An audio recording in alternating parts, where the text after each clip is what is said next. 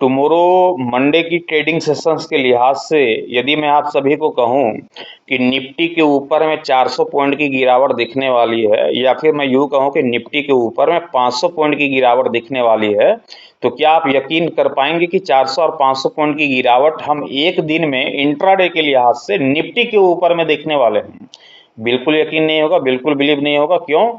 क्योंकि बीते हफ्ते हमने देखा था कि चाहे निफ्टी हो, चाहे सेंसेक्स हो, चाहे बैंक निफ्टी हो, सभी का परफॉर्मेंस खराब देखने को मिली थी। काफी दिनों के बाद बीते हफ्ते मार्केट में केवल स्थिरता पूर्वक ही कामकाज होता हुआ देखा गया था। कोई बड़ी रौनक लौटते हुए दिखाई नहीं दी, स्थिरता पूर्वक कामकाज करते हुए हर रोज क्लोज होता हुआ दिखाई दे रहा था। यूं ही बीते फ्राइडे की ट्रेडिंग सेशंस की मैं चर्चा कर रहा हूं, तो 23,366 रुपए के स्तर पे निफ्टी आप सभी को क्लोज होता हुआ दिखाई दिया था। लेकिन कल ये बड़ी हलचल देखने को मिल सकती है, और बेशक एक बड़ी हलचल देखने को मिल सकती है। इसके पीछे का जो रीजन है, आरबीआई के जो फैसले हैं उसके ऊपर में नजर रहेंगे। आरबीआई का जो फैसला है, जो कि रेपो रेट को 5.25% जो है बरकरार रखा है, इसके ऊपर में तो खैर रेपो रेट यदि 5.25% बरकरार रखा है तो इससे मार्केट को कोई लेना देना नहीं है, इससे कोई मार्केट के ऊपर में इफेक्ट पड़ते हुए दिखाई नहीं देगी। लेकिन जो दूसरी खबर है कि जीडीपी के जो अनुमानित आंकड़े थे, जो अनुमान था 6.9%, इसको जो घटा करके 6.6% कर दिया गया है, ये मार्केट के लिए अच्छी खबर नहीं है। और इसको लेकर के जो है मार्केट के ऊपर में ताबड़तोड़ करेक्शन टुमारो मंडे की ट्रेडिंग सेशंस पे देखने को मिल सकती है। वहीं तीसरी बड़ी खबर ये है कि महंगाई का जो अनुमान है वह बढ़ करके अब 5.1% का हो गया है, मतलब कर दिया गया है, 5.1% कर दिया गया है। इससे क्या समझ में आती है, ये जो हमने आंकड़ा बताया आपको, इससे समझ में क्या आता है कि जीडीपी की जो अनुमानित आंकड़े है वो 6.9% से घटा करके 6.6% कर दिया गया।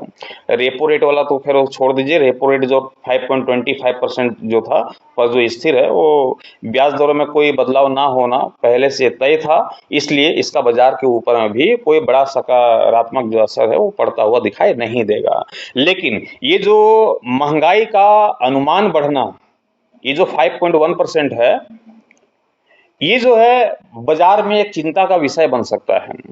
इससे समझ में ये आता है कि आरबीआई जो है ब्याज दरों में आने वाले भविष्य में जो है कटौती नहीं करेगा। इसका कुल मिला के अर्थ ये देखें तो आने वाले समय में जो है आरबीआई ब्याज दरों में कोई कटौती नहीं करेगा, इसलिए इसे जो है 5.1% कर दिया गया है। वहीं जीडीपी के आंकड़ों की यदि मैं चर्चा करूं तो इसका भी अच्छा खासा इफेक्ट जो है मार्केट के ऊपर में देखने को मिलेगी। जो अनुमान जो 6.9% था, इसको घटा करके 6.6% कर दिया है।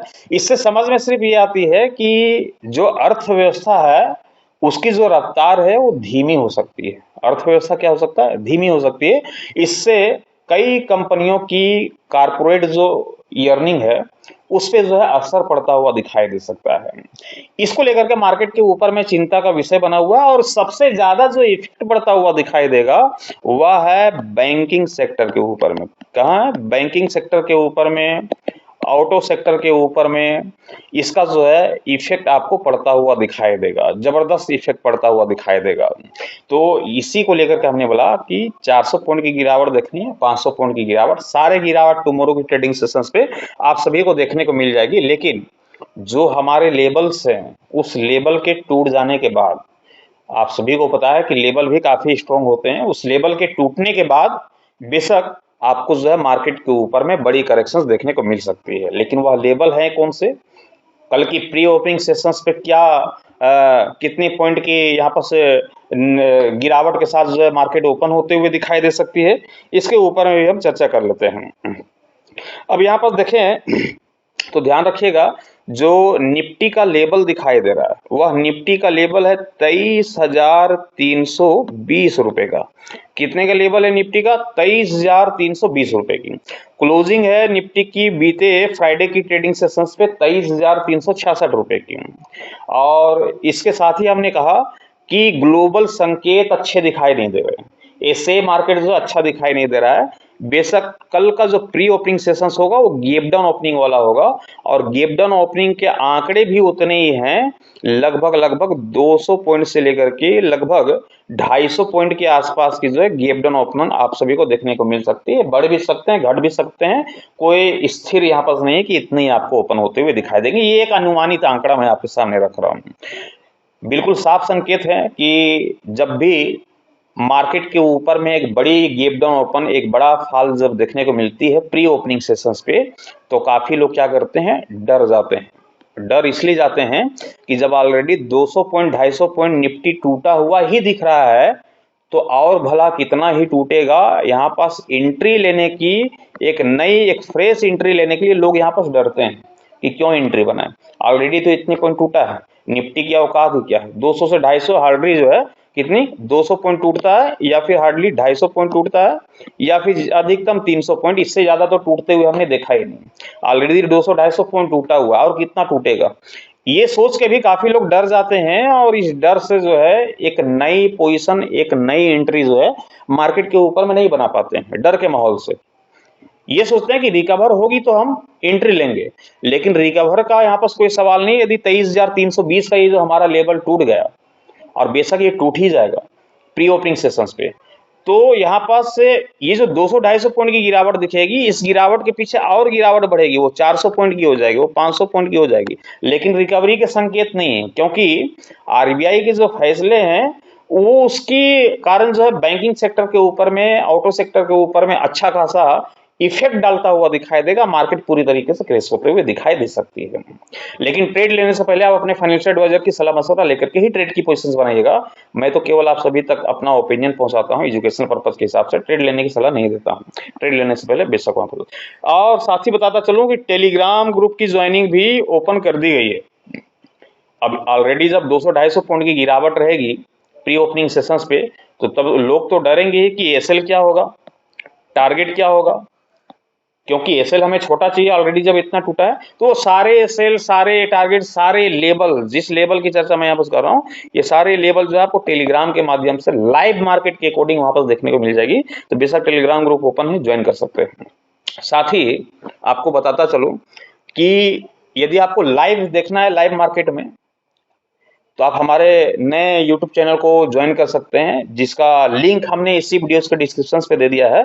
और नहीं तो आप डायरेक्टली ये @ लगा करके आप डायरेक्ट हमारा नाम लिखेंगे, जैसे कि मोहिब अंसारी, और फिर ये डैश देंगे, उसके बाद फिर यहाँ पर ई लिखेंगे, उसके बाद फिर ये 4, उसके बाद फिर एन, ये भी लिखेंगे, तब भी आपको हमारा चैनल जो है डायरेक्टली दिख जाएगा।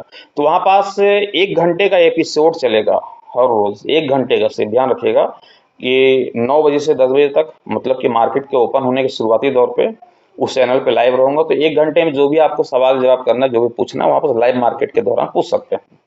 या फिर मार्केट दोपहर के टाइम में 1 घंटे आ सकता हूँ, या फिर मार्केट क्लोजिंग के समय में 1 घंटे। तो 2 बार वहाँ पर लाइव आऊंगा, और टाइमिंग जो है 9 से 10 ही रहेगी। 1 घंटे का ही एपिसोड चलेगा, और 1 घंटे जो है इवनिंग के समय में, या फिर मार्केट के दोपहर के समय में, या फिर मार्केट क्लोजिंग के समय पे वहाँ पर 1 घंटे, मतलब कि एक दिन में 2 घंटे वहाँ पर लाइव रहूंगा। 2 घंटे का एपिसोड जो चलेगा वो वहाँ पर आप देख सकते हैं। वहाँ पर भी आपको एसएल वगैरह सारा चीज देखने को मिल जाएगा। तो लाइव में जाना चाहें तो चैनल को यहाँ पर सब कर सकते हैं। आपको ऑफलाइन में डेटा देखना, आपको हर रोज मिल ही रहा है बैंक निफ्टी सेंसेक्स का। टेलीग्राम को ज्वाइन करना चाहते हैं, टेलीग्राम ज्वाइन कर सकते हैं। सारे फैसिलिटी आपके लिए यहाँ पर अवेलेबल है।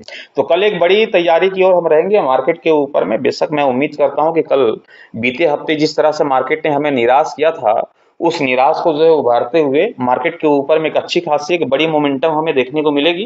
कल एक बड़ी तैयारी, केवल कल ही नहीं, पूरे हफ्ते मार्केट के ऊपर में अच्छी खासी रौनक के साथ ही मार्केट के ऊपर में कामकाज होता हुआ दिखाई दे सकता है। अभी के लिए इतना ही। Thank you, bye bye.